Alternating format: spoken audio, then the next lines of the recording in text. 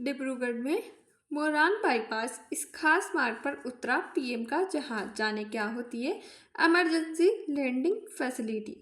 खबर क्या है तो प्रधानमंत्री नरेंद्र मोदी ने डिब्रूगढ़ में मोरान बाईपास पर इमरजेंसी लैंडिंग फैसिलिटी पर उतरकर फ्लाइट जेट का प्रदर्शन देखा।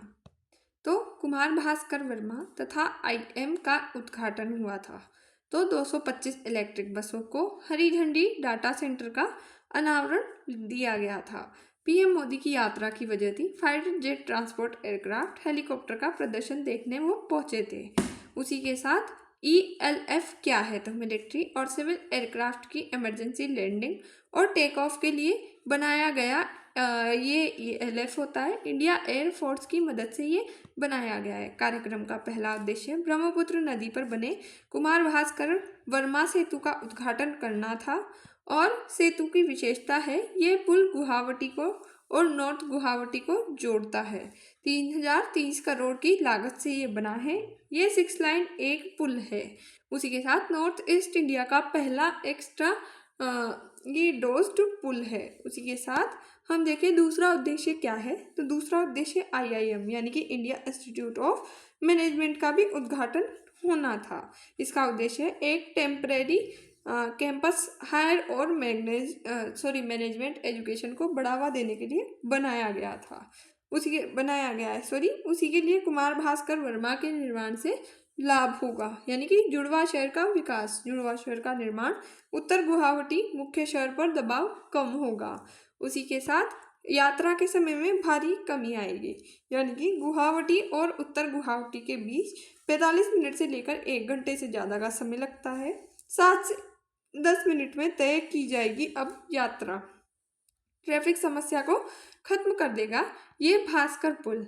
फिर व्यापार और आर्थिक विकास यानी कि उत्तर से दक्षिण तट के बीच माल का परिवहन, व्यापार में वृद्धि, स्थानीय अर्थव्यवस्था को महत्वपूर्ण संस्थानों तक आसान पहुंच यानी कि एम्स तक, अन्य शैक्षणिक संस्थानों तक पहुंच आसान होगी। पर्यटन को बढ़ावा मिलेगा। उत्तर गुवाहाटी को ऐतिहासिक और सांस्कृतिक स्थानों जैसे कि डोल गोविंद मंदिर तक पर्यटन आसान होगा।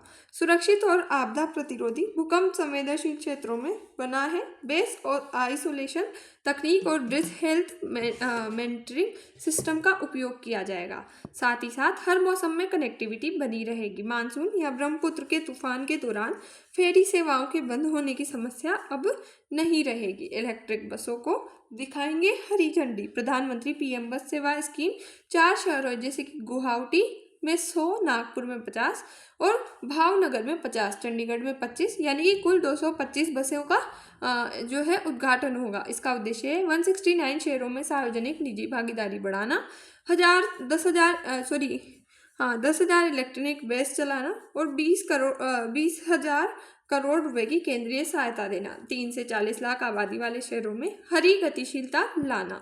इसका लाभ है हरी और स्वच्छ परिवहन को बढ़ावा देना। उसके साथ सार्वजनिक परिवहन का सुधारीकरण करना, बुनियादी ढांचे का विकास, विद्युत बुनियाद ढांचे का विकास करना।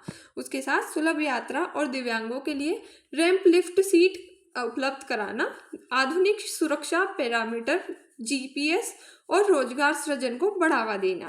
आत्मनिर्भरता भारत पर इसमें पूरा फोकस किया गया है। जय हिंद, जय भारत। Thanks for watch.